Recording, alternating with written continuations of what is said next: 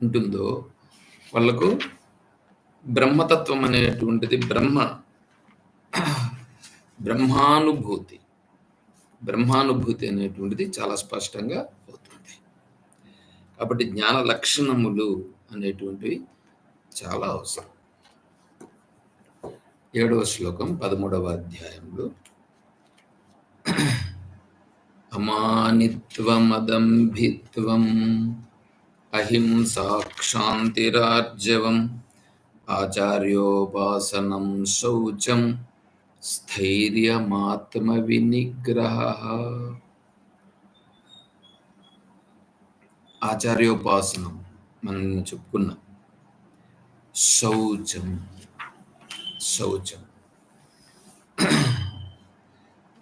కాయ మలానాం మృజ్జలాభ్యాం ప్రక్షాళనం అంతఃచ మనసః ప్రతిపక్ష భావనయా రాగాది మలానాం అపనయనం శౌచం. ఈ శౌచము 2 రకాలు. అంతఃశౌచమని, బాహ్య శౌచమని. బాహ్య శౌచం అనేటువంటిది బాహ్య ఇంద్రియాలు అంటే శరీరము, ఈ ఇంద్రియాలకు చేసేటువంటి శుభ్రత. కంటిలో పుసి వస్తుంది, చెవిలో గుబులుంటుంది, ముక్కులో జలుబు వస్తుంది, నోటిలో నాలుగు పైన పొద్దున్నే లేచేటప్పటికే అదొక దుర్వాసనతో అంతా కూడా ఉంటుంది. తర్వాత శరీరం అంతా కూడా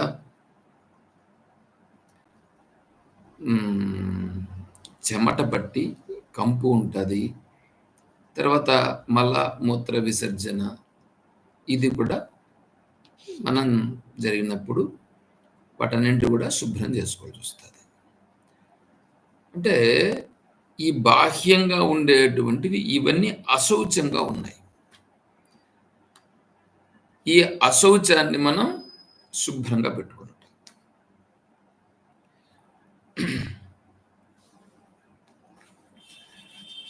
ఇప్పుడు ఇక్కడ ఏమంటున్నారంటే ఆచార్యుల వారు కాయ మలానాం మృజ్జలాభ్యాం ప్రక్షాళనం.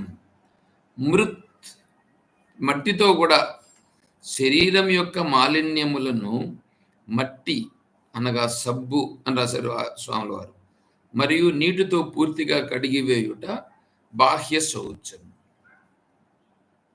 అంటే ముందు ఈ సోప్ అనేటువంటిది బాగా ప్రాశస్త్యంలోకి రాకపోవడము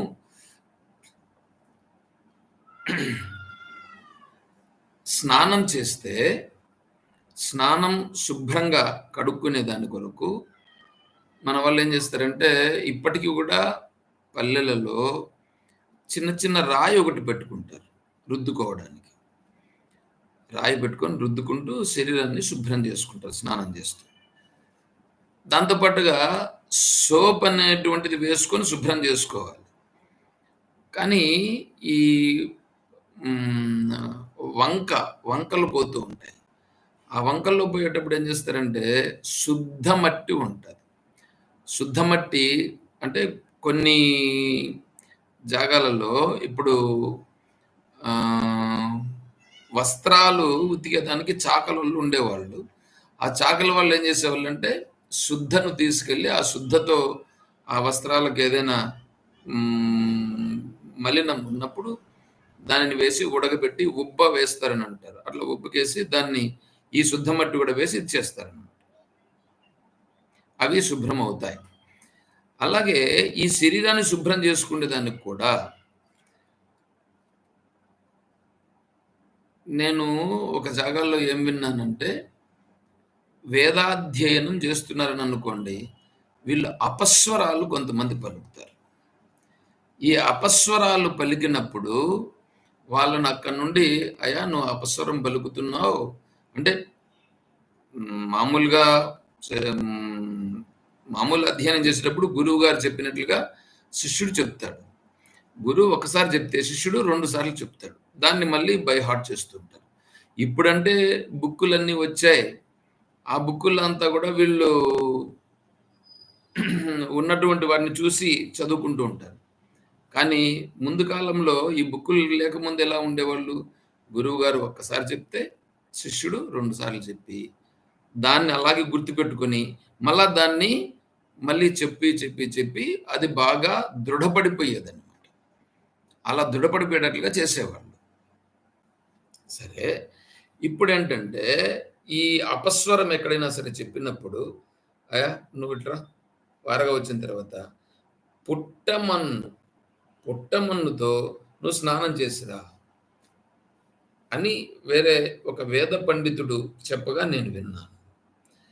నాకు కూడా కరెక్ట్‌గా తెలీదది. కానీ వారు చెప్పగా నేను విన్నాను. అంటే ఈ విధంగా అపస్వరం గన చెప్తే, పుట్టమన్నుతో స్నానం చేసి, తర్వాత మళ్ళీ గాయత్రి మంత్ర జపం చేసి వస్తే, ఆటికి ఆ దోషం పరిహారం అవుతుంది అని వాళ్ళు చెప్పారు. అందుకే ఇక్కడ కూడా ఆచార్యుల వారు కూడా ఏం చేశారంటే, మృజ్జలాభ్యాం, మట్టితో రుద్దుకొని స్నానం చేయమని. అంటే ఇప్పుడు మట్టి అనేటువంటి దాన్ని విడిచిపెట్టి, నువ్వు స్నానం చేసేదానికి సోపు ఎట్లాగో వచ్చింది కాబట్టి, దాన్ని ఇడిచిపెట్టండి. ఇడిచిపెట్టి సోప్‌తో స్నానం చేయి. ఇంకోటేంటంటే, మనకు మట్టి ఏం మట్టది? హ్మ్. ముత్ ఆ! రామ్మా. తీసుకో.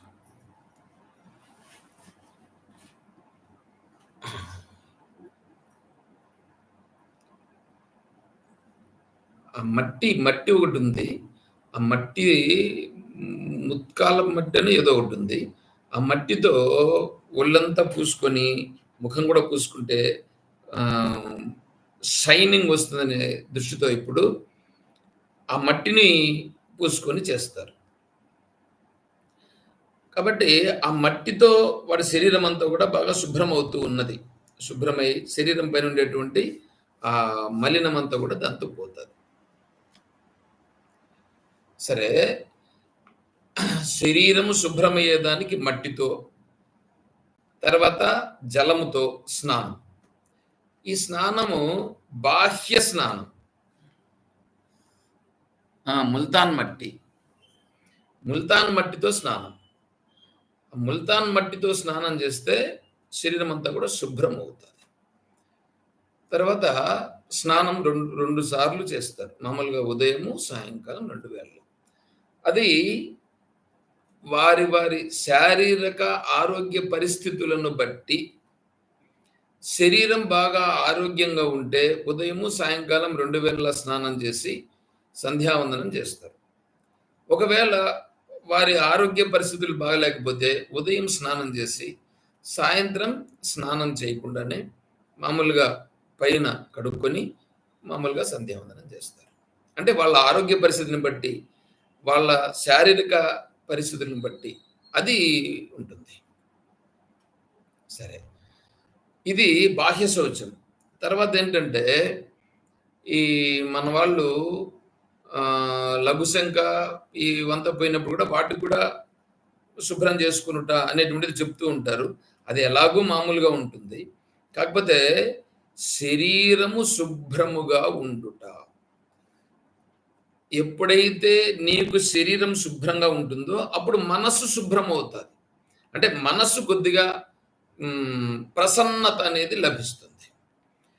అందుకనే నువ్వున్నటువంటి ప్రదేశంలో పరిసరములను శుభ్రంగా ఉంచుకోవాలి. పరిసరాలను శుభ్రంగా ఉంచుకొని అంతా బాగా మంచి పుష్పములు వచ్చేటువంటి పూల మొక్కలు వాటిని పెట్టుకుంటే, వాటి నుంచి వచ్చేటువంటి ఆహ్లాదకరమైనటువంటి వాతావరణము, వాటిని చూస్తే కలిగేటువంటి మానసిక ఆహ్లాదము, దానివల్ల మనసు కొద్దిగా ప్రసన్నత ఉంటది. నువ్వు ఉండేటువంటి ప్రదేశంలో శుభ్రంగా ఉంచుకొనుట, శరీరాన్ని శుభ్రంగా ఉంచుకొనుట, వేసుకునేటువంటి వస్త్రములను శుభ్రమైనటువంటి బట్టలను వేసుకొనుట. దీంట్లో ఇంక కలర్‌లనేటువంటివి ఉంటాయి. అవి బ్రహ్మచారులకు, సన్యాసులకు ఎలాగూ అవి రిస్ట్రిక్షన్ ఉంటుంది. మిగిలినటువంటి గృహస్థులకు వాళ్ళకి ఏంటంటే అది వాళ్ళకి సంబంధించి వాళ్ళ సౌకర్యాలను అనుసరించి వాళ్ళు బట్టలు వేసుకుంటారు. సరే, దీంట్లో మామూలుగా ఏంటంటే సంధ్యావందనం చేసే సమయంలో ఖచ్చితంగా ధోవతి పైన అంగవస్త్రం ఇవి వేసుకుని శుభ్రంగా నామో అడ్డంగా కానీ నిలువుగా కానీ లేకపోతే కుంకుమ కానీ ఇవి పెట్టుకొని, ఎందుకంటే నేను హిందువును అని ప్రకటించుకునే దాని కొరకు ఖచ్చితంగా వీటిని పెట్టుకొని శుభ్రంగా ఉండి తను నిత్య కార్యక్రమాలను చేసుకోవాలి. ఈ నిత్య కార్యక్రమాలను చేసేదాని వలన అంతఃకరణ శుద్ధి కలిగి ఇప్పుడు ఆత్మానాత్మ విచారణకు దారి తీస్తుంది. అందుకొరకు ఈ శౌచం చాలా చాలా ప్రభావాన్ని కలిగిస్తుంది. నీకు శరీరము నీకు బాగా తేలిగ్గా ఉండి శరీరం సహకరించలేదు అని అనుకోండి, శరీరం సహకరించకపోతే నువ్వు అక్కడ నిర్మలంగా కూర్చొని విచారణ చేయలేవు, ఆ తత్వాన్ని గురించి ఆలోచన చేయలేవు, ఏం చేయలేవు. కాబట్టి శరీరం నీకు సహకరించాలి. శరీరం సహకరించాలంటే శరీరాన్ని శుభ్రంగా పెట్టుకోవాలి. అది బాహ్య శౌచం. తర్వాత మానసిక శౌచం అంటే అంతఃశౌచం. అంతఃశౌచం అనేటప్పుడు ఏంటంటే ఇప్పుడు మనస్సులు శుభ్రంగా ఉంచుకుంటాం. మనస్సును శౌచం శుభ్రం చేసుకుంటాం. మనస్సును ఎట్లా శుభ్రం చేసుకునేది, కడుక్కునేది ఎట్లాగా అంటే మనస్సును మామూలుగా శరీరానికి మనం ఉదయం, మధ్యాహ్నం, సాయంకాలం 3 పూటల భోజనం పెడుతున్నాం. 3 పూటల భోజనం పెడితే అది మిగతా సమయాలంతా నువ్వు పని చేసుకోవచ్చు. పొద్దున్నే ఒకసారి టిఫిన్ వేసేస్తే మధ్యాహ్నం వరకు అది పని జరుగుతుంది. మధ్యాహ్నం మళ్ళీ ఒకసారి భోజనం వేసేస్తే మళ్ళీ సాయంకాలం 7-8 గంటల వరకు అది జరుగుతుంది. 7-8కి వేసేస్తే మళ్ళీ పొద్దున్న వరకు మళ్ళీ ఏమి ఇబ్బంది లేదు. స్వామీజీ ఏమన్నారంటే ఈ ఆహార విషయానికి వచ్చేటప్పటికి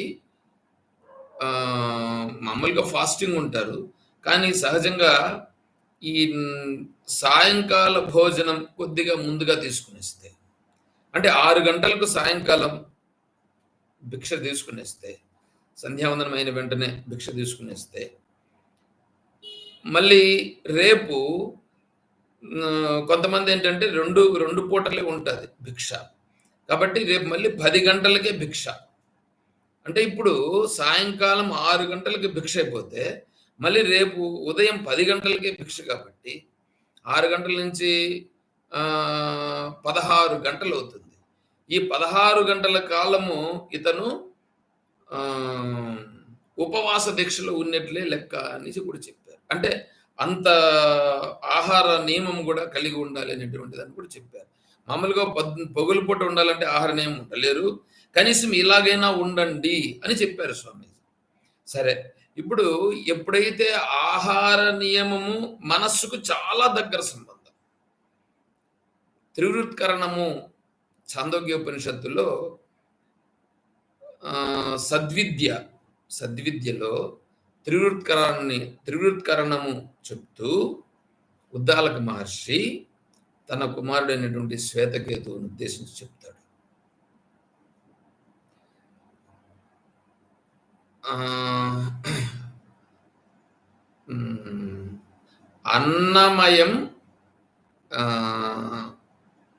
అన్నమయము మనస్, ప్రాణము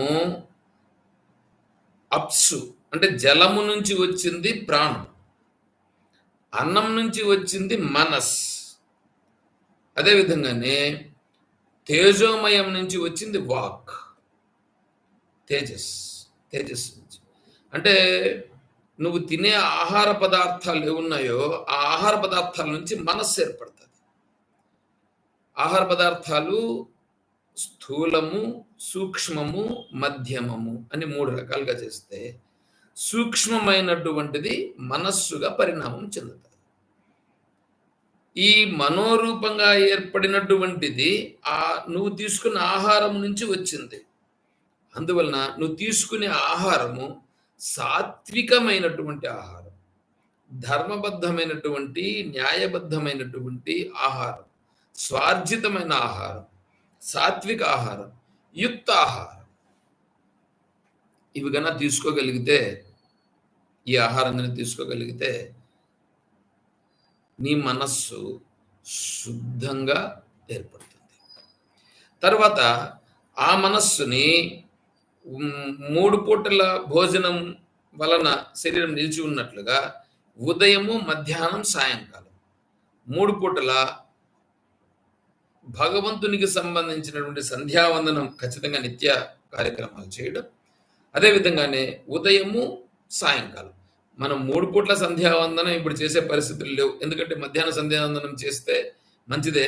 మధ్యాహ్న సంధ్యావందనం చేయలేనటువంటి వాళ్ళు ప్రాతః సంధ్యావందనంలోనే మాధ్యాహ్న సంధ్యావందనం కూడా చేసి, తర్వాత సాయం సంధ్యావందనం కూడా సాయంకాలం చేసుకోవాలి.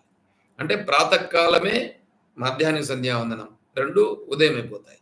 సాయంకాలము ఖచ్చితంగా సాయంకాల సంధ్యావందనం చేసి, తరువాత మనం కనీసం అంటే ఒక గ్రంథమును, ఏదో ఒక గ్రంథమును తీసుకుని, ఏదో ఒక గ్రంథం అంటే ప్రకరణ గ్రంథము కానీ, లేదా భగవద్గీత, లేదా రామాయణం, శ్రీరామాయణం, ఈ గ్రంథాలు ఏవైనా తీసుకుని దానిలో ఒక కనీసం అంటే ఒక 4 పేజీలు చదవడం, కనీసం 4 పేజీలు చదివితే ఆ విషయమును కంటిన్యూగా చేయడం. వేదో నిత్యమధీయతాం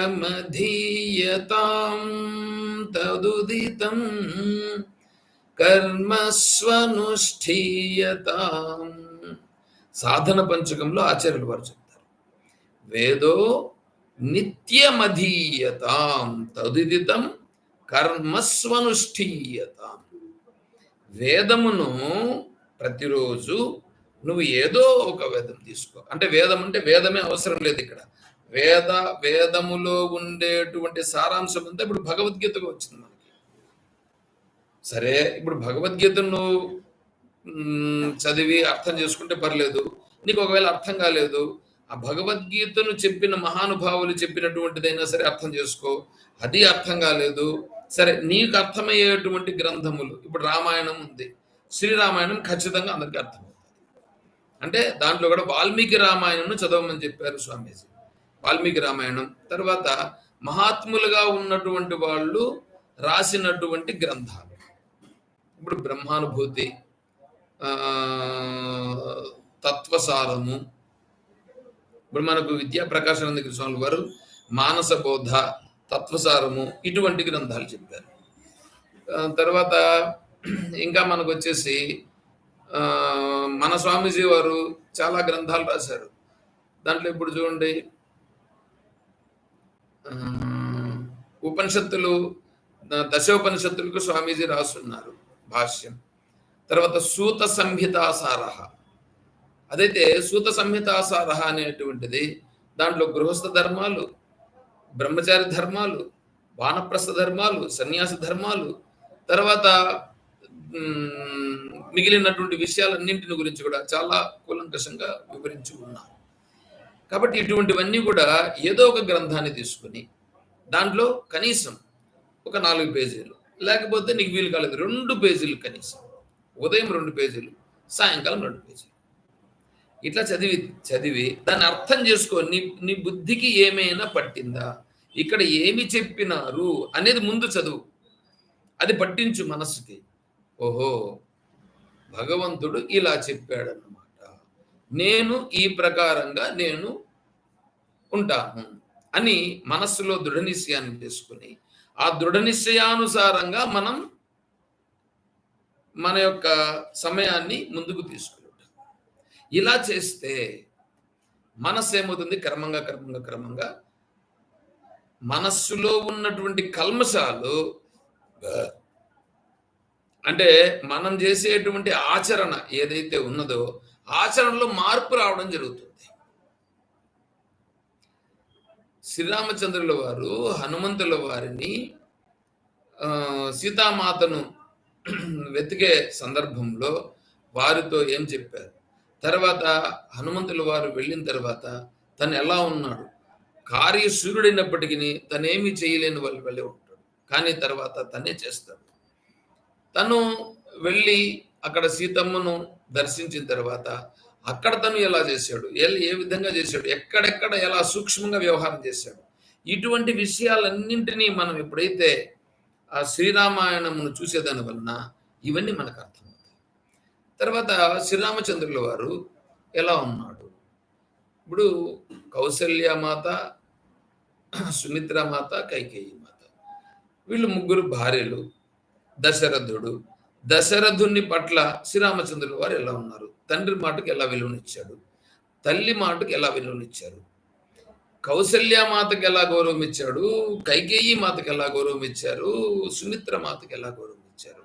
ఇప్పుడు చూడండి, తనకు జన్మనిచ్చినటువంటిది కౌసల్య మాత అయినప్పటికీ కైకేయి మాతకు చాలా ప్రాధాన్యం ఇస్తారు శ్రీరామచంద్రులు. తర్వాత తన సోదరులైనటువంటి భరతుడు, లక్ష్మణుడు, శత్రుఘ్నుడు వీళ్ళతో తను ఎలా ఉన్నాడు? తర్వాత తన ప్రజలతో తను ఎలా ఉన్నాడు? ఇటువంటివన్నీ మనం ఎప్పుడైతే శ్రీరామాయణమును రోజు కనీసం ఒక 2 పేజీలు చదువుతూ ఉదయం సాయంకాలం ఇలా చదువుతూ వస్తే మన మనస్సులో ఆ ఆదర్శ పురుషుడైనటువంటి శ్రీరామచంద్రుల వారి యొక్క ఆదర్శం మన మనస్సుకు పట్టి నేను ఇలాగా ఉండాలి, నేను ఇలాగ ధర్మస్వరూపంగా వ్యవహారం చేయాలి అనేది దృఢం అవుతుంది, నిర్ణయం అవుతుంది. అలా నిర్ణయమైనప్పుడు మనస్సు ఏమవుతుందంటే మనస్సు చేసేటువంటి ఏ దోషాలు ఉన్నాయో వాటి నుంచి క్రమంగా మార్పు చెందుతూ వచ్చి ఇప్పుడు శాస్త్ర మార్గంలో పడుతుంది. క్రమంగా అంతఃకరణ శుద్ధి ఏర్పడి ఆత్మానాత్మ విచారణ కలిగి మోక్ష మార్గంలోకి మనం ప్రయాణం చేస్తాం. అందుకని అంతఃకరణ శుద్ధి, అంతఃశౌచం. ఈ అంతఃశౌచం అనేటప్పుడు దీనికి ఏంటంటే మానసికంగా మనం ఏదైతే భావిస్తామో వాచికంగా అదే చెప్పుట. మానసికంగా అనుకున్నదే వాచకంగా చెప్పి ఈ రెండింటి ద్వారా ఏది జరిగిందో శరీరముతో అదే చేయుట. దీనిని త్రికరణ శుద్ధి అని అంటారు. అంటే త్రికరణములు ఉన్నాయి, 3 కరణాలు. మనం చేసేది పనులన్నీ 3 చేస్తాం. 1 మనస్సు, 2 వాక్, 3 శరీరం. ఈ 3 శుద్ధముగా ఉంచుకునుట. ఎవరైతే ఈ త్రికరణ శుద్ధి కలిగి వ్యవహారం చేస్తారో వాళ్ళు ఖచ్చితంగా అంతఃకరణ శుద్ధి అనేటువంటిది చాలా తొందరగా వాళ్లకు ఏర్పడుతుంది. కాబట్టి అంతఃశౌచం, బాహ్య శౌచం, అంతఃశౌచం, తర్వాత తన చుట్టూ ఉండేటువంటి పరిసరాలన్నింటినీ కూడా శుభ్రంగా ఉంచుకొని ఇలా ఉండుట, అది శౌచం. ఇది జ్ఞాన లక్షణములలో చాలా ముఖ్యమైన లక్షణం. తర్వాత శౌచమైంది. తర్వాత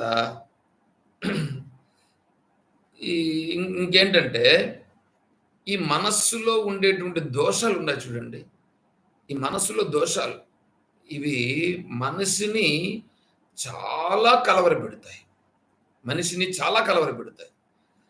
ఈ కలవరపెట్టేటువంటి దోషాలన్నింటినీ నువ్వు ఎప్పుడైతే ఈ శ్రీరామాయణము కానీ, భగవద్గీత కానీ, అపరోక్షానుభూతి కానీ, లేకపోతే బ్రహ్మానుభూతి కానీ, ఇటువంటి గ్రంథములు, ప్రకరణ గ్రంథములు, భక్తుల చరిత్రలు ఇవి చదువుతూ వస్తే ఏమవుతుందంటే మనలో ఉండేటువంటి అపోహలు తొలగిపోతాయి. మొదట అపోహలు తొలగిపోవడమే కాకుండా ఈయనకు ఒక కరెక్ట్ అయినటువంటి మార్గం అనేటువంటిది మార్గ నిర్దేశనం జరుగుతుంది. ఇప్పుడు ఈరోజు సాయంకాలం మనం అధ్యాత్మ జడ్జిమెంట్ని మనం ప్రారంభించినాం. చూడండి, అధ్యాత్మ జడ్జిమెంట్ అనేటువంటి చాలా చిన్న గ్రంథం, ఒక 30 పేజీల గ్రంథం. ఆ 30 పేజీల గ్రంథాన్ని రాయడం కోసం విద్యాప్రకాశానందగిరి స్వాముల వారు ఎంత ఆలోచన చేసి మనలాంటి వాళ్ళ కోసం ఎంత ప్రయత్నం చేశారు చెప్పండి. దాంట్లో మొదలు పెట్టాము ఈరోజు, అదొక వారం రోజులు జరగచ్చునని నేను అనుకుంటున్నా. ఈ వారం రోజుల్లో వాది, ప్రతివాది వీళ్ళందరి మధ్యలో జరిగేటువంటి వాదోపవాదాలు ఇవన్నీ చూస్తే అప్పుడు మనకు కొద్దిగా అర్థమవుతది. మన మనస్సు అనేటువంటిది ఎలా ఉంటుంది? మన మనస్సులో అక్కడ భగవద్గీతలో జరిగేటువంటి పూర్వపక్షం, ఉత్తరపక్షం సిద్ధాంతం అనేటువంటివి ఏవైతే ఉన్నాయో, ఈ 2 పక్షాలే ఇక్కడ కూడా వచ్చి ఈ వాద ప్రతివాదుల్లాగా తన హృదయంలో ఉండుట. ఇవన్నీ ఎలా మాట్లాడతాయి? దీంట్లో ఏది కరెక్ట్ అనేటువంటి దాన్ని మనం గట్టిగా నిశ్చయం చేసుకొని, దాన్ని గురువుగారు అంటే జడ్జిమెంట్ ఏదైతే వస్తుందో దానిని బట్టి ఇది సత్యమైనది అని మనం గుర్తించి ఆ మార్గంలో మనం ప్రయాణం చేయాలి. వాళ్ళు ఎంత ఎంత ప్రయత్నం చేశారు. ఆ మానస బోధ, తర్వాత తత్వబోధ ఇటువంటి గ్రంథాలు చాలా చాలా చిన్న స్థాయిలో ఉండేటువంటి వాళ్ళకు కూడా అర్థమయ్యేటట్లుగా వారు రాశారు. ఎందుకోసం వాళ్ళు ఇట్లా ఆలోచన చేశారు చూడండి ఎట్లా ఉంటుంది. కాబట్టి మనం వాటిని అందిపుచ్చుకొని, మహర్షులు మనకు ఇంత ఇచ్చినారు కాబట్టి వాటిని అందిపుచ్చుకొని మనం క్రమంగా మారి ముందుకెళ్తాం. మనకు భయాలు చాలా ఉంటాయి. ఈ మనసులో భయాలు చాలా ఉంటాయి. రేపేమవుతుందో ఏమో, నాకు ఉండాల్సిన వాళ్ళందరూ లేరే, నేను ఎలా ఉండగలుగుతాను? చూడండి ఒకటే ఒకటి, నీతో పాటుగా ఉండే వాళ్ళందరూ నీతో ఉన్నారని అనుకో. ఒకవేళ ఉన్నా కూడా నీకు ఒకవేళ రాత్రిలో నిద్ర రాలేదని అనుకోండి, ఈ పక్కలో ఉండే వాళ్ళందరూ నీకేమైనా నిద్ర వచ్చేటట్లుగా చేయగలుగుతారా? ఎవరు నీకు నిద్ర వచ్చేటట్లుగా ఏం చేయలేరు. నీకు నిద్ర రావాలంటే నీ అంతట నువ్వే ప్రశాంతంగా పడుకోగలగాలి. అంటే నీ మనసులో ఏంటంటో సంకల్పాలన్నీ వచ్చేస్తే నిద్ర రాదు. కాబట్టి సంకల్పాలతో పని లేదు. ఏమి జరగాలంటుందో అది జరుగుతుంది. ఈశ్వరుడు ఉన్నాడు. ఈశ్వరునికి సర్వము తెలుసు. ఆ ఈశ్వర స్వరూపం నేను ఈశ్వర స్వరూపం. ఈశ్వరుడు ఉన్నాడు, నేనున్నాను. ఆ ఈశ్వర అనుగ్రహంతో ఏమి జరగాలనో అది జరుగుతుంది. అంతేగాని నేను ఎవరిపైనో ఇక్కడ ఆధారపడే దాని వలన వీళ్ళ వలన జరగదు. వీళ్ళు నన్నేమీ ఉద్ధరించలేరు. ఎవ్వరూ నన్ను ఉద్ధరించలేరు. నన్ను ఉద్ధరించేటువంటి వాడు, నన్ను అనుగ్రహించేవాడు, నాకు మార్గదర్శనం చేసేవాడు ఈశ్వరుడు ఒకడే. ఆ ఈశ్వరుడు ఎదురుగా ఉన్నాడు, సాక్షాత్తుగానే ఉన్నాడు. అది శాస్త్రాధ్యయనం చేస్తే బాగా బాగా పట్టుబడుతుంది. కాబట్టి ఈశ్వరుణ్ణే నేను పట్టుకున్నాను, ఈశ్వరుడు నాకు దారి చూపిస్తాడు, అంతే. అలా మనస్సు దృఢమగుట, అలా దృఢమైనప్పుడు మనలో ఉన్నటువంటి భయాలన్నీ కూడా క్రమంగా వాటి యొక్క ప్రభావం తగ్గిపోతుంది. ఈశ్వరుని పట్టుకోవాలి. ఈశ్వరుని పట్టుకోకుండా భయము పోదు. ఈశ్వరుని పట్టుకోకుండా మన మనస్సులో ఉండేటువంటి కల్మషాలన్నీ పోవు. మనలో ఉండేటువంటి మలినాలతో కూడుకున్నటువంటి ఈ డ్రైనేజ్ లాంటిది మన మనసులో ఉండేటువంటి అసూయ కానీ, లేకపోతే భయము కానీ, రాగము కానీ, ద్వేషము కానీ, తర్వాత నాకు ఏమైపోతుందో ఏమో, నా జీవితం ఎట్లా అయిపోతుందో ఏమో, ఇటువంటివి కానీ, ఇట్లాంటివన్నీ కూడా ఏంటంటే మనస్సులో ఉండేటువంటి కల్మషాలు. ఇవన్నీ మనం ఏం చేయాలంటే ఈ డ్రైనేజ్లో ఉండే నీళ్ళు ఎత్తుకొని పోయి ఒక పెద్ద నది పారుతుంటే ఆ నదికి కలిపేస్తే, ఆ నదిలో ఈ డ్రైనేజ్ నీళ్లు కలిసిపోయి కొద్ది దూరం పోయే లోపల ఇవి కూడా ఆ నీళ్ళలో కలిసిపోయి ఆ డ్రైనేజ్లో ఉండేదంతా ఎక్కడ పోతుందో ఆ మాలిన్యం అంతా కూడా కొట్టుకొని వెళ్ళిపోతుంది. ఈ నీళ్ళు ఆ నీళ్ళలో కలిసిపోయి అసలు దీని స్వభావాలే మారిపోతాయి. అదే విధంగానే మనం కూడా మన మనస్సుని తీసుకెళ్ళి ఈశ్వరుని యందు కలుపుట, అంటే ఈశ్వరుని పట్టుకునుట. ఆ ఈశ్వర భావంలో ఎప్పుడైతే దృఢముగా నిలుస్తామో ఇక్కడ చేయాల్సినవి జరగాల్సినవి జరుగుతూ ఉంటాయి. అంటే కర్మణ్యేవాధికారస్తే మా ఫలేషు కదాచన. నేను చేయాల్సింది ఏంటో అది నేను చేస్తా. అయితే నేను చేయాల్సినవి చేస్తూ ఉన్నప్పుడు చాలా ప్రాబ్లమ్స్ వస్తూ ఉంటాయి. వచ్చినా సరే ఈశ్వరుడు ఇలాగే చెప్పాడు, ఈశ్వరుడు చేయమన్నట్లుగా నేను చేస్తున్నాను. ఇది నిర్ణయం. ఈ నిర్ణయముతో మనం ఎప్పుడైతే స్పష్టంగా ఈశ్వర భావన, సగుణ బ్రహ్మను ఆశ్రయిస్తామో అప్పుడు సగుణ బ్రహ్మ యొక్క ప్రభావం స్పష్టంగా మనకు అవగతమై ఈశ్వర భావంలో ఉండి మనలో ఉండేటువంటి దోషాలన్నీ కూడా అంతఃశౌచం, అంతఃకరణంలో ఉండే మాలిన్యాలన్నీ ఈశ్వర భావన చేత తొలగిపోతాయి. అదే భక్తి అంటే. ఈశ్వర భావన చేత మనస్సులో ఉండేటువంటి దోషములన్నీ తొలగుట, అది నిజమైనటువంటి భక్తి.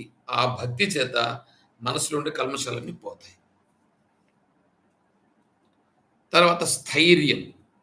స్థిరభావో మోక్ష మార్గే ఏవ కృతాధ్యవసాయత్వం. స్థైర్యం.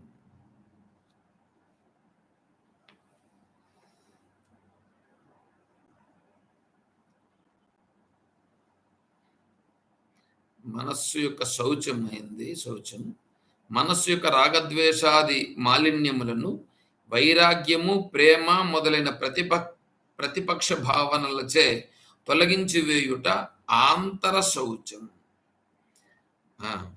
ప్రతిపక్ష భావనలచే. ఇప్పుడు మన మనస్సులో మనమేమో మన శౌచం కోసం మనం ప్రయత్నం చేస్తూ ఉంటాం. మన చుట్టూ ఉండేటువంటి వాళ్ళు ఉన్నారే, మనల్ని హింసించడం ప్రారంభిస్తారు. వాళ్ళ ప్రభావాన్ని మన మీద చూపిస్తారు. వాళ్ళు ఎలా చెప్తే అలా ఉండాలి అనేటట్లుగానో, లేదా వాళ్ళ కాఠిన్యత్వమో మన పైన ప్రయోగిస్తారు. అప్పుడు మనం ఏం చేయాలి? ఈశ్వర భావన. అందుకే చెప్తాండి, అది ఈశ్వర భావన, సగుణ బ్రహ్మ భావన నీకు ఎప్పుడైతే చాలా స్పష్టమవుతుందో, ఆ సగుణ బ్రహ్మ భావనతో వాళ్ళ యందు కూడా స్వామీజీ ఒకటే చెప్పారు, సిన్నర్, సిన్ రెండున్నాయి. సిన్నర్ అంటే పాపము చేసేవాడు, సిన్ పాపము. ఇప్పుడు మనము ద్వేషించాల్సింది పాపమును ద్వేషించాలనా, పాపము చేసేవాడిని ద్వేషించాలనా? అంటే పాపమును ద్వేషించాలనే కానీ పాపమును చేసేవాడిని ద్వేషించాల్సిన పని లేదు. పాపం చేసేవాడిని ద్వేషించాల్సిన పని లేదు. ఎందుకు? పాపం ఉంది చూడండి, ఆ పాపము అది జరుగుతూ ఉంది. ఎందుకంటే ప్రకృతే క్రియమానాన్ని, అది పాపం ఉంది. ఇతను పాపి కాదు, అతను సహజంగా ఈశ్వర స్వరూపం. ఈశ్వర సర్వభూతానాం హృదయసే అర్జున తిష్టతి. కాబట్టి అక్కడ ఉన్నది ఎవరు? ఈశ్వరుడు. ఈశ్వరుని నువ్వు ద్వేషించద్దు, పాపమును ద్వేషించు. పాపమును ద్వేషించాలనే కానీ ఇతన్ని ద్వేషించద్దు. కాబట్టి ఏం చేయాలి? అతను మనల్ని ఏమైనా ఇబ్బంది పెడుతూ ఉంటే కూడా అతని యందు ప్రేమ భావనతో వ్యవహారము చేయుట, అతని యందు ప్రేమ భావనతో ఉండుట. అక్కడ ఈశ్వరుని నువ్వు చూస్తే నీకు ప్రేమ భావన వస్తుంది. అంటే ప్రేమ అంటే మీరు వేరే విధంగా అర్థం చేసుకోవద్దు. ప్రేమ అంటే ఈశ్వర స్వరూపమైనటువంటి నిజమైన ప్రేమ. ఎందుకంటే 12వ అధ్యాయం జరిగిందిగా, 12వ అధ్యాయం జరిగి 13వ అధ్యాయంలోకి వచ్చాం. కాబట్టి మనం ప్రేమ అంటే ఏమిటి అనే విషయం మనం అక్కడ చూచి ఉన్నాం. అందువలన ఆ ఈశ్వర భావనతో ఆ ఎదుటి వ్యక్తిలో కూడా చూచుట. అప్పుడు పాపమును వారగబెట్టి పాపమును చేసిన వాడున్నాడే, పాపమును చేసిన వాడును ఈశ్వర భావంతో చూస్తాము. పాపమును మాత్రము మనం ద్వేషిస్తాం. పాపమును ద్వేషించు, పాపిని ద్వేషించద్దు అనేటువంటిది స్వామీజీ చెప్పినటువంటి సిద్ధాంతం. కానీ మన వాళ్ళు ఏం చేస్తారంటే, పాపమును చేసిన వాడు కాబట్టి ఈ పాపి వీడిని ద్వేషిస్తారు. వీడిని ద్వేషిస్తే వాడి యందున్నటువంటి ఈశ్వరుని ద్వేషించిన వాళ్ళం అవుతాం. కాబట్టి అట్లా వద్దు. ఆ ప్రేమతో అంటే భగవద్భావనతో ఆ మనస్సులో ఉన్నటువంటి మాలిన్యం అంతా కూడా తొలగించుకుంటాం. తర్వాత స్థైర్యం అంటే స్థిరుడై ఉండుట. అంటే మోక్ష మార్గమునందు మాత్రమే నిశ్చయము చేసుకుని గట్టిగా నిలిచి ఉండుట. చూడండి,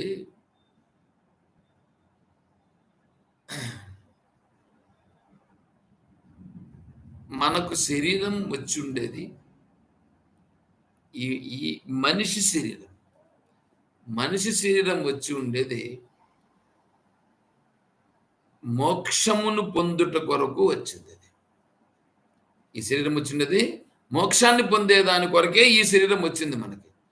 మరి అటువంటిప్పుడు ఈ శరీరాన్ని ఉపయోగించి మోక్ష మార్గంలో ప్రయాణం చేయాలి కానీ మనం మోక్ష మార్గంలో ప్రయాణం చేయకుండా ఈ శరీరముతో ఇక్కడ ఉండేటువంటి భోగలాలసతను అనుభవించే దానికోసం ప్రాధాన్యం ఇచ్చి మనకుండేటువంటి సమయాన్నంతా కూడా పోగొట్టుకొని ఆ భోగలాలసతో మనం గన మునిగిపోతే మన జీవితాన్ని మనం వృధా చేసుకున్నట్లు అవుతుంది.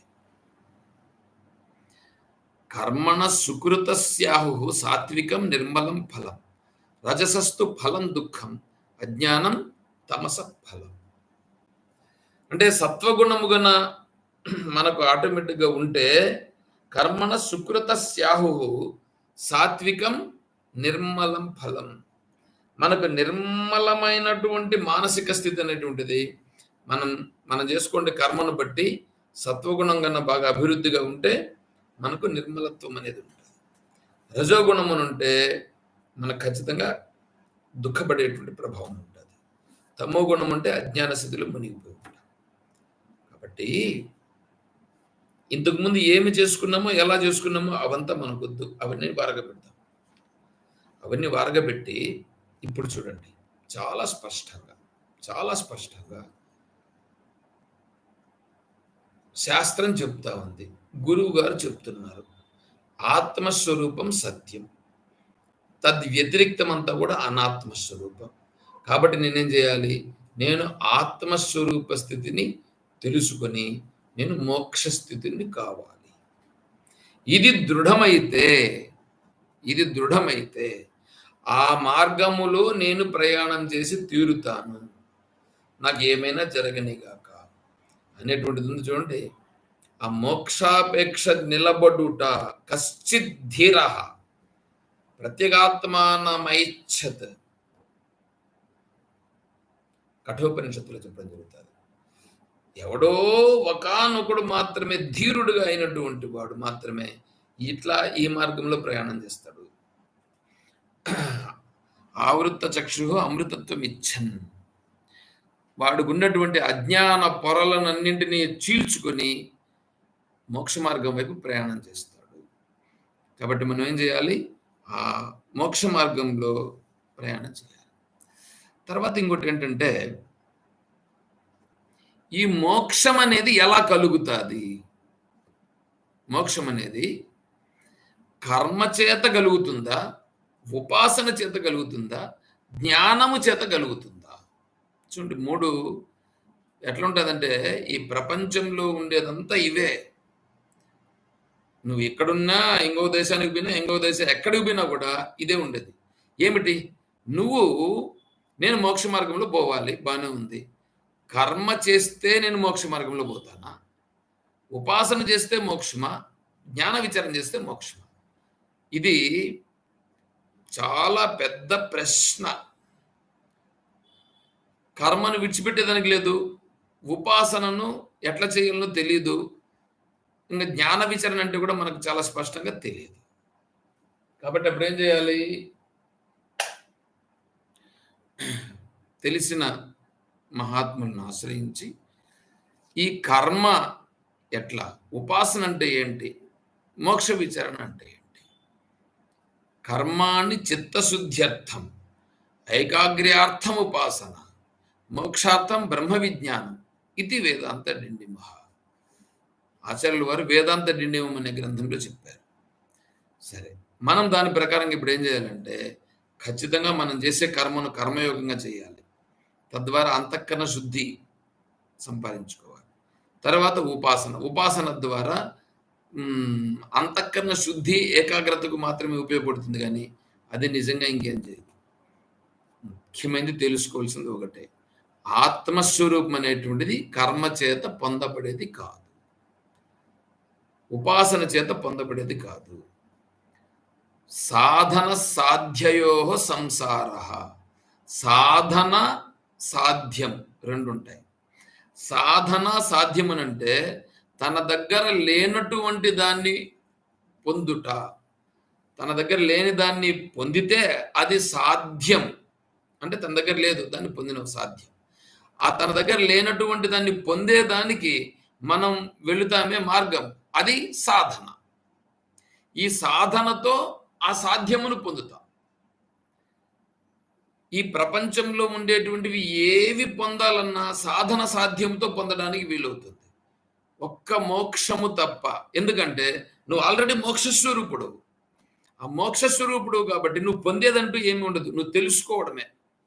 నేను ఆత్మస్వరూపం అని విచారణతో విచారణతో ఏది ఏది ఆత్మస్వరూపం కాదో, ఏది ఆత్మస్వరూపమో, ఆత్మస్వరూపం అనేటువంటిది నువ్వు ఎలా ఉంటే నువ్వు ఆత్మస్వరూపంగా ఉన్నవాడు అవుతావో, ఎలా ఎలా ఉంటే నువ్వు అనాత్మస్వరూపంగా బంధస్వరూపంలోకి పడిపోతున్నావో దాన్ని బాగా విచారణ చేసి తెలుసుకుని ఆత్మ స్వరూపం అనేటువంటిది దాని యొక్క ప్రభావం ఎలా ఉంది, అనాత్మ స్వరూపం అనేటువంటిది ఎలా ఉంది, ఈ అనాత్మ స్వరూపం ఎక్కడి నుంచి వచ్చింది, ఎందుకోసం వచ్చింది, అది నా పైన ఎందుకు ఇలా ప్రభావం చూపిస్తా ఉంది, ఇదంతా విచారణ చేసి తెలుసుకుంటే అప్పుడేమవుతుంది, విచారణ చేసి ఒక దృఢమైనటువంటి భావన, దృఢమైన జ్ఞానం మనకు స్థిరపడినప్పుడు ఓహో ఇది ఎందుకు ఇలా జరుగుతా ఉందా అని దానిపైన మనం వికారం చెందకుండా ఉండగలిగే స్థితి మనకు ఏర్పడుతుంది. అలా ఏర్పడాలంటే ఖచ్చితంగా ఖచ్చితంగా వేదాంత విచారణ చేసి తీరాలి. వేదాంత విచారణ కాకుండా నువ్వు ఈ కర్మ మార్గంలో ఉన్నంత కాలం, కర్మ మార్గంలో ఉన్నంత వరకు నీకు అంతఃకరణ శుద్ధి రాదు. అయితే కర్మ మార్గాన్ని విడిచిపెట్టమని చెప్పట్లేదు. కర్మను నువ్వు ఎలా చేస్తే నువ్వు దాంట్లో నుంచి బయటపడతావో ఆ ప్రకారంగా కర్మయోగానుష్ఠానం చెయ్యాలి. కర్మ చెయ్యకుండా ఉండకూడదు. ఖచ్చితంగా కర్మ చేసి తీరాలి.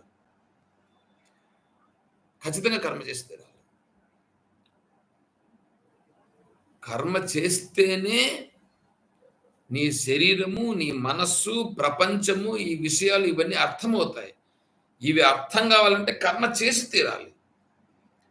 నా కర్మణ మనారంభాత్ నైష్కర్మ్యం పురుషోష్ణుతే.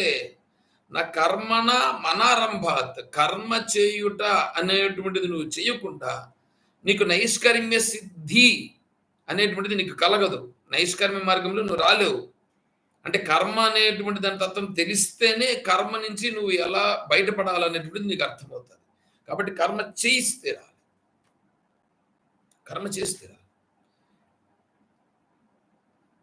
మోక్ష మార్గంలో ప్రయాణం చేయడానికి కర్మ ఉపాసన అనేటువంటివి అవి మెట్లేం కాదు. కర్మ ఉపాసన చేస్తేనే వీడు మోక్షమును పొందుతాడు. లేదు, జ్ఞాన విచారణ చేసేదానికి కూడా కర్మ ఉపాసన చేస్తేనే జ్ఞాన విచారణ, అట్లా కూడా ఏమీ లేదు. నువ్వు కర్మ ఉపాసన చేసినా చేయకపోయినా అంటే ఏంటి, నీ జీవన యాత్రలో అంతఃకరణ శుద్ధి కలిగి పవిత్ర మార్గంలో నువ్వు ప్రయాణం చేసేదాని కొరకు అంతఃకరణ శుద్ధి కలిగి ఆత్మానాత్మ విచారణ చేయడానికి అవి అవసరమే, కాదని చెప్పట్లేదు. అయితే నువ్వు కర్మ చెయ్యకుండా ఉండి నేను ఇలా చేస్తే కూడా నేను మోక్షాన్ని పొందుతాను కాదు, కుదరదు. అయితే మోక్షం ఆత్మజ్ఞాన స్థితిలో ఉండేటువంటి వాళ్ళకు కర్మ ఉండదు. మోక్ష స్థాయిలో ఉండేటువంటి వాళ్ళకు కర్మ ఉండదు. కానీ మనం ప్రాథమిక స్థాయిలో ఉన్నటువంటి వాళ్ళం మనం ఇంకా బాగా దృఢమైనటువంటి జ్ఞాన సముపార్జన చేసేదాని కొరకు కర్మ చేసుకోవాలి, ఉపాసన చేసుకోవాలి, విచారణ చేసుకోవాలి. వీటన్నింటినీ సమపాలలో చేసుకుంటూ జీవితమును పవిత్రమైన మార్గంలో ప్రయాణం చేస్తూ ఈ లోక వ్యవహారాలన్నింటినీ చూస్తూ ఆ లోక వ్యవహారాల్లో ఏవైతే మనల్ని లాగుతూ ఉంటాయో వాటన్నింటిలో కూడా మునిగిపోకుండా దాంట్లో నుంచి బయటపడి తన మార్గంలో తను మాత్రం ప్రయాణం చేస్తూ ఉండుట, అది ఖచ్చితమైనటువంటి దృఢమైన నిర్ణయం చేసుకుని ముందుకెళ్ళుట. ఇది ఉన్నదే, ఇది అంత సులభంగా వచ్చేటువంటి పద్ధతి కాదు. చాలా చాలా చాలా ప్రయత్నం చేయాల్సిన పరిస్థితి ఉంటుంది. అలా ప్రయత్నం చేసి నేను మోక్ష మార్గంలో వెళ్ళి తీరుతాను అని స్వరూపం యొక్క విచారం, ఈ స్వరూప విచారణ చేస్తేనే మనకు అది తెలుస్తుంది. సరే, అది స్థైర్యం. దానికి స్థైర్యం కావాలి. అది ధైర్యం అంటారనమాట. ఆ ధైర్యం అట్లా స్థిరంగా ఉండుట. ఏమైనా జరగనిగాక, ఏమైనా జరగనిగాక నేను చేసి తీరుతాను. తర్వాత ఆత్మ వినిగ్రహ. ఆత్మ వినిగ్రహ. నిగ్రహ, వినిగ్రహ. నిగ్రహ. ఆత్మ అనంటే ఆత్మ కాదు. ఇక్కడ ఆత్మ అంటే మనస్. ఆత్మ అంటే మనస్. ఆత్మ నిగ్రహ, వినిగ్రహ. నిగ్రహ ఇప్పుడు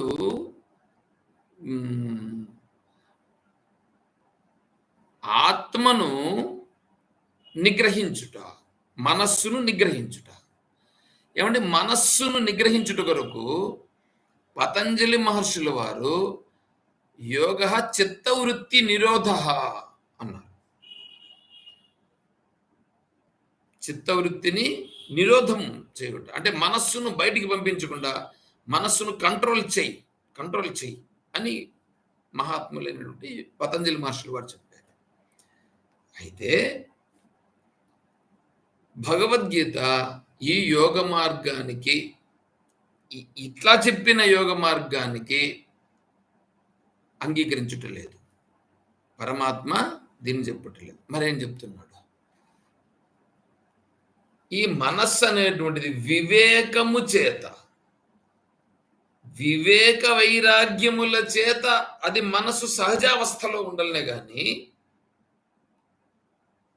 నేను యోగం చేస్తాను, ఆసనాలు వేస్తాను, తర్వాత నేను బాహ్య విషయంలోకి ప్రయాణం చెయ్యను, నేను ఇలాగే ఉంటాను అని చెప్పి ఎవడైతే గిర్ర గీసుకొని కూర్చుంటాడో అది నిజమైనటువంటి మార్గం కాదు. తర్వాత ఈ హఠయోగ మార్గంలో మనస్సును నిలిపేటువంటి వాళ్ళు ఉన్నారు చూడండి, అది కూడా. ఎందుకంటే హఠయోగంలో ఉన్నప్పుడు వీడేమో మనస్సును నిగ్రహిస్తాడు, నిలుపుతాడు. ఈ నిలుపుతాడు కానీ ఆ సమయములో నిలిచినట్లుగా ఉంటుంది, కానీ తర్వాత మళ్ళీ లేచిన తర్వాత మళ్ళీ మామూలు స్థితికి వెళ్ళిపోతుంది. స్వామీజీ ఒకటి చెప్పారు. ఏమంటే ఈ హఠయోగంలో ఉండేటువంటి వాళ్ళు చేసేటువంటి పద్ధతిని ఒకటి చెప్పాడు. ఏమిటంటే ఒక ఐస్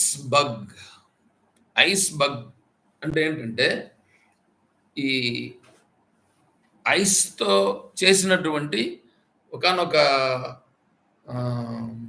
ఒక చతురస్రాకారంగా ఉండి ఒక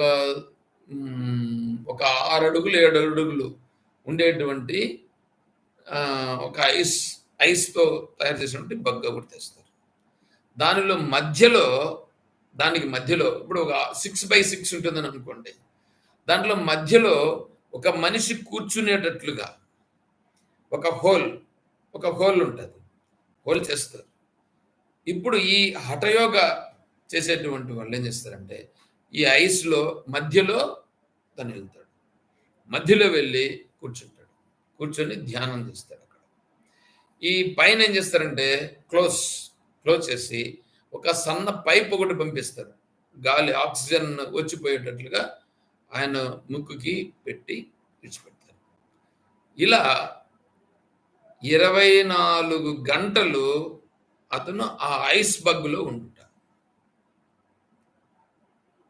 యోగా పీపుల్ ఉంటారు.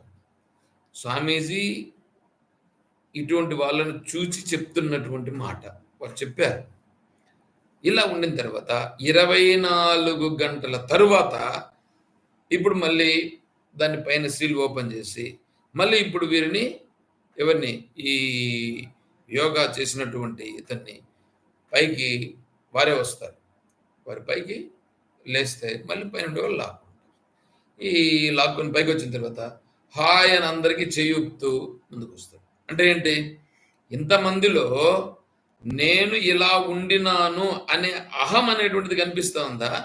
లేకపోతే తనేమైనా ధ్యాన మార్గములో తనుండి తను నిశ్చలంగా, నిర్మలంగా, సహజంగా, శాంతియుతంగా తనున్నాను అనేటువంటి స్థితిలో ఉన్నాడా? అట్లా రాలేదు. సహజమైనటువంటి శాంతి అయినటువంటి తన తత్వం ఏది ఉన్నదో దాన్ని తెలుసుకొని సహజంగా ఉండాలి. అది తెలియాలంటే ఏం చేయాలంటే పరమాత్మ ఎలా ఉన్నాడు? ఈ సగుణ బ్రహ్మ. సగుణ బ్రహ్మ రూపంగా ఉన్నటువంటిది ఎలా? ఇదంతా సగుణ బ్రహ్మన? లేకపోతే కనిపిస్తున్నటువంటి ఈ పశువులు, పక్షులు, జంతువులు, మానవులు వీళ్ళందరూ ఉన్నారే, వీళ్ళందరూ ఏంటి? వీళ్ళందరూ ఈశ్వర స్వరూపం అవుతారా? ఎట్లవుతారు? ఈశ్వర స్వరూపం ఏ విధంగా అవుతారు? అనేది చాలా స్పష్టంగా తెలుసుకుంటాం. ఎప్పుడైతే వీళ్ళందరూ ఈశ్వర స్వరూపం అనేటువంటిది నీకు చాలా బాగా స్పష్టంగా తెలుస్తుందో, అప్పుడు ఈశ్వరునికి అత్యంత సమీపానికి వెళ్ళిపోయిన వాడు అవుతావు నువ్వు. అప్పుడు నువ్వు ఈశ్వరునితోనే నువ్వు నీ నీ వ్యవహారాలన్నీ జరుగుతా ఉంటాయి. ఈశ్వరునితోనే మాట్లాడడం, ఈశ్వరునితోనే కలిసి ఉండడం, ఈశ్వరునితోనే అన్ని వ్యవహారాలు జరుగుతాయి. అలా కాకుండా పోతే అలా కాకుండా పోతే ఈశ్వర భావన రానప్పుడు ఈశ్వర భావన రానప్పుడు నీ మనో నిగ్రహం అనేటువంటిది జరగదు. మనో నిగ్రహం జరగదు. తర్వాత నిగృహీతస్య మనసః నిర్వికల్పస్య ధీమతః ప్రచారస్మి నిగృహీతస్య మనసః నిర్వికల్పస్య ధీమతః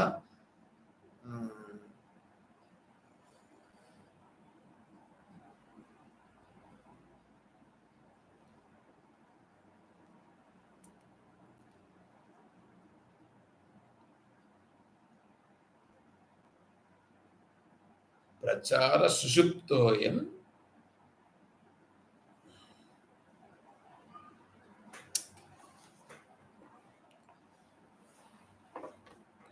సరే ఒక్క నిమిషం అండి.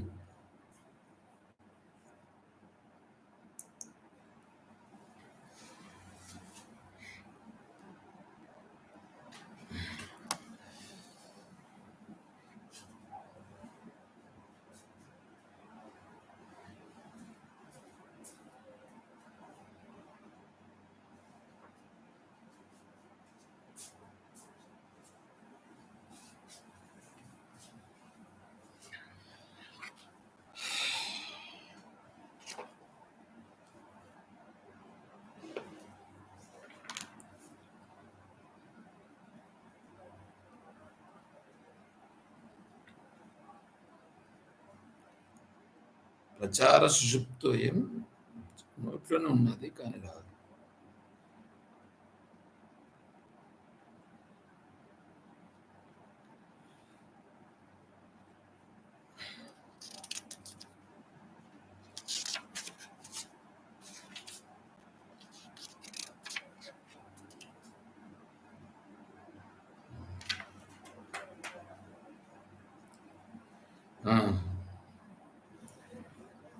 నిగృహీతస్య మనసః నిర్వికల్పస్య ధీమతః ప్రచార సతు విజ్ఞేయం సుషుప్తో న తత్సమః.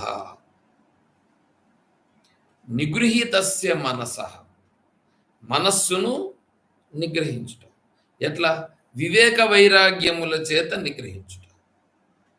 మనస్సు వివేక వైరాగ్యములతో మనస్సుకు వివేకం. శాస్త్రం ఏం చెప్పింది? నేను ఎలా ఉంటున్నాను, ఇది వివేకం. వైరాగ్యం, నేను ఏ విషయములో నేను ఎలా ఉండాలి, ఇది వైరాగ్యం. వివేకము, వైరాగ్యం ఇవి రెండు. ఈ వివేక వైరాగ్యముల చేత మనస్సు సహజముగా ఉండుట. అంతేగాని ఈ మనస్సును బయట పోనీయకుండా కట్టడి చేయుట కాదు. కట్టడి చేస్తే నువ్వు ఎంతసేపు కట్టడి చేస్తావు? అలా కట్టడి చేసేదాని వల్ల ఏమవుతుంది నీకు? వీళ్ళు కొంతమంది ధ్యానం గురించి చెప్పేటువంటి వాళ్ళు ధ్యానములో ఉండి అలాగే చేసి అలాగే దాన్ని మనస్సును నిర్వీర్యము చేయుట చెప్తూ ఉంటారు. ఇది సహజంగా చెప్తూ ఉంటారు. కానీ దానిని భగవద్గీత మాత అంగీకరించుట లేదు. అలా చేయమని చెప్పట్లేదు. సహజముగా ఉండుట. ఎందుకంటే నువ్వు సహజ స్వరూపుడు. నువ్వు సహజంగా ఉండే స్వరూపాన్ని నువ్వు అనుభవంలోకి తెచ్చుకోవడమే గాని, నువ్వు మనస్సును నిగ్రహించుట వివేక వైరాగ్యములతో నిగ్రహించి అలా ఉండుట. ఎప్పుడైతే నిగృహీతస్య మనసః నిర్వికల్పస్య, నిర్వికల్పం అంటే వికల్పం. అది చేయాలనా, ఇది చేయాలనా, అట్లా చేయాలనా, ఇట్లా చేయాలనా, ఆ వికల్పాలంతా ఏమీ లేకుండా ఉండుట. ధీమతః, ధైర్యవంతుడు. అంటే ఇలాగే చేయాలి, ఇలాగే ఉండాలి, ఇదే చేయాల్సిన విధానం. అప్పుడు, అప్పుడు అతని యందు ప్రకటమవుతుందే ప్రచారః సుషుప్తోయం, ప్రచారః సత్ విజ్ఞేయః, ప్రచార సత్ విజ్ఞేయః. అంటే అతని యందు ప్రకటమవుతూ ఉన్నదే అతని యందు అంటే ఎప్పుడైతే ఈ మనస్సు అనేటువంటిది వివేక వైరాగ్యముల చేత నిర్మలమై శాంతియుతముగా ఉంటుందో అప్పుడుండదే అతని యొక్క స్వరూప స్వభావం అనేటువంటిది అది ప్రకటమవుతుందే అది ప్రచార సతు విజ్ఞేయ సుషుప్తో నా తత్సమః. చూసేదానికి సుషుప్తి వల్లే ఉంటుంది. గాఢ నిద్రలో ఉన్నటువంటి వాడు ఏ విధంగా అయితే ఏమీ పట్టించుకోకుండా ఉంటాడో ఆ విధముగా ఇతను కూడా ఇప్పుడు చూసేదానికి అలా ఉంటాడు. అంటే ఏమీ పట్టని వాడి వలె ఉంటాడు. అయితే అన్నీ తెలుస్తూ ఉంటాయి. వివేక వైరాగ్యముల చేత ఉన్న కారణం చేత అన్నీ తెలుస్తూ ఉంటాయి కానీ దేనిని పట్టించుకునే పరిస్థితి ఉండదు. అన్నింటినీ చూస్తుంటాడు, తెలుసుకుంటూ ఉంటాడు. అందుకే చెప్తున్నాడు, నిద్రపోయినటువంటి వాడు ఎలా ఉంటాడో అలా ఉంటాడు ఇతను కూడా చూసేదానికి. కానీ నిద్రపోయిన వాడు కాదు. సుషుప్తో అన్యో సుషుప్త అన్య, సుషుప్తి కాదు కానీ చూసేదానికి సుషుప్తిలో ఉన్నటువంటి వాడు వలె ఉంటాడు. నా తత్సమః నిగృహీతస్య మనసః నిర్వికల్పస్య ధీమతః ప్రచార సతి విజ్ఞేయ సుషుప్తోన్యో న తత్సమః లీయతే హి సుషుప్తే తత్ నిగృహీతం నిలీయతే తదేవ నిర్భయం బ్రహ్మ జ్ఞానాలోకం సమంతతః. చూడు చెప్తుంది, లీయతే హి సుషుప్తో తత్. ఇప్పుడు అతను ఆ మనస్సు నిగ్రహించబడింది చూడండి, ఆ మనస్సు సహజముగా నిగ్రహించబడి ఉంది. అతను చూసేదానికి నిద్రపోయినటువంటి వాడు ఎలా ఉన్నాడు అంటే నిద్రపోతా ఉన్నాడని కాదు అర్థం. నిద్రపోయిన వాడు ఏ విధంగా అయితే కర్మలను వ్యవహారములను చేయుటలేదో చూచుటలేదో ఈ బయట జరిగేటువంటి వ్యవహారముల వలన అతను ఏ విధంగా నిర్వికారంగా ఉండగలుగుతున్నాడో ఆ విధంగా ఇతను ఉంటాడు. ఎవరు? ఈ మనో నిగ్రహం వివేక వైరాగ్యముల చేత మనో నిగ్రహం కలిగినటువంటి వాడు సహజ వైరాగ్యం కలిగి ఉన్నాడు. అతను లీయతే హి సుషుప్తో తత్ నిగృహీతం న లీయతే, నిగృహీతం న లీయతే. అది లయించిపోయలేదు, నిద్రపోయి కాదు ఉండేది, అది తెలుస్తూ ఉంది. తదేవ నిర్భయం బ్రహ్మ, అది నిర్భయమైనటువంటి బ్రహ్మ. జ్ఞానాలోకం సమంతతః, జ్ఞానాలోకం అది నిజమైనటువంటి జ్ఞానస్వరూపం, అది తన యొక్క సహజ స్వరూపం. ఆ సహజ స్వరూపాన్ని మనం ఈ ఆత్మ వినిగ్రహ, ఆత్మ వినిగ్రహ, మనస్సుని శరీరాన్ని నిగ్రహించుకొని అంటే ఏ ప్రకారంగా ఉండాలని చూసుకుని ఆ ప్రకారంగా ఉండాలి. ఆచార్యులు వారు ఏమంటున్నారు చూడండి, ఆత్మనః అపకారకస్య ఆత్మశబ్దవాచ్యస్య కార్యకరణ సంఘాతస్య వినిగ్రహ స్వభావేన సర్వతః ప్రవృత్తస్య సన్మార్గే ఏవ నిరోధః ఆత్మ వినిగ్రహ. ఆత్మ వినిగ్రహం అనంటే తనకు అపకారము చేస్తూ ఆత్మ అనే పదముచే వ్యవహరించబడే దేహేంద్రియ సంఘాతం యొక్క వినిగ్రహం. అంటే ఈ శరీరం అంతా నేను కదా చెప్పుకుంటున్నాం, కార్యకరణ సంఘాతముల చేత ఇవన్నీ కూడా నేను అనే వ్యవహారంతో మనం చేస్తూ ఉన్నాం. అటువంటి నేను అనేటువంటి వ్యవహారంతో చేస్తూ ఉండేటువంటి ఈ ఆత్మ. ఆత్మ అంటే ఇక్కడ స్వా శంకరాచార్య స్వాముల వారు ఏమంటున్నారంటే, శరీరాన్ని కూడా కలిపేసినారు దాంట్లో. నేను చెప్పింది కేవలం మనస్సు, మనో నిగ్రహం గురించి చెప్పాను. కానీ ఆచార్యుల వారు ఏమంటున్నారంటే, శరీరమును కూడా నిగ్రహించుట, ఇంద్రియములను కూడా నిగ్రహించుట, కార్యకరణ సంఘాతం. కార్యకరణ సంఘాతం అంటే 5 జ్ఞానేంద్రియాలు, 5 కర్మేంద్రియాలు, ఈ మనస్సు, శరీరం ఇవన్నీ కలిపి చెప్తున్నారు. అంటే స్వభావముచే అనగా అజ్ఞానముచే అంతటా అన్నింటి యందు ప్రవర్తిల్లే దేహేంద్రియ సంఘాతమును మంచి మార్గమునందు నిలబెట్టుటయే. అంటే మంచి మార్గంలో ఈ ఈ ఈ శరీరాన్ని, ఈ ఇంద్రియాలను, ఈ మనస్సును పోయేటట్లుగా చేయుట. మంచి మార్గం అంటే ఏది మంచి మార్గం? రెండే రెండండి మీకు గుర్తుపెట్టుకోవడానికి. సమిష్టి, నువ్వు చేసే ప్రతి పని సమిష్టి కోసం గనుక ఉపయోగపడేదైతే అది మంచిది. రెండవది ఆత్మస్థితి, అంటే నేను సహజత్వముగా ఉండుట, ఆ సహజత్వానుభవం కోసం నేను చేస్తున్నాను అని ఉండుట. ఇవి రెండే. ఇవి రెండు తప్ప ఇంక వేరే ఇంకేమీ లేదు. ఇవి రెండు ఎవడైతే చేస్తాడో అతను ఆత్మ వినిగ్రహ. ఆత్మ నిగ్రహ కాదు, వినిగ్రహ, విశేషణ నిగ్రహ, ఆత్మ వినిగ్రహ.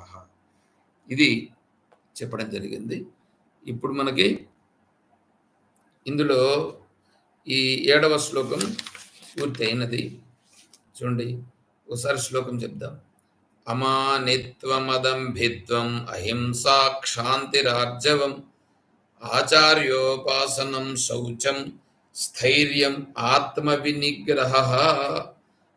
ఈ శ్లోకంలో 9 జ్ఞాన లక్షణములు చెప్పినట్లయినది.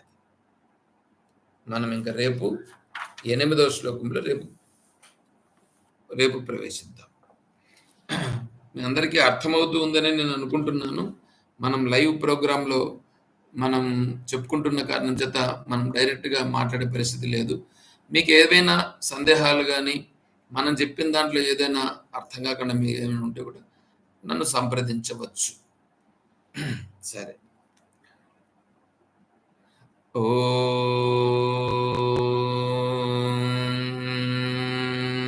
తత్సత్. ఓం అసతో మా సద్గమయ. ఓం తమసో మా జ్యోతిర్గమయ. ఓం మృత్యోర్మా అమృతం గమయ. ఓం శాంతి శాంతి శాంతి. హరి ఓం తత్సద్. ఓం సర్వం శ్రీ సద్గురు చరణారవిందార్పణమస్తు. ఓం జయ బోలో శ్రీకృష్ణ పరమాత్మ की जय. जय बोलो गीता माता की जय. जय बोलो भक्त मंडली की जय. ओम हर नमः पार्वती पतये. हर हर महादेव शंभो शंकर. जय सीताराम. हरि ओम तत्सत्. सर्वं श्री सद्गुरु चरणारविंदार्पणमस्तु. ओम हरि ओम श्री गुरुभ्यो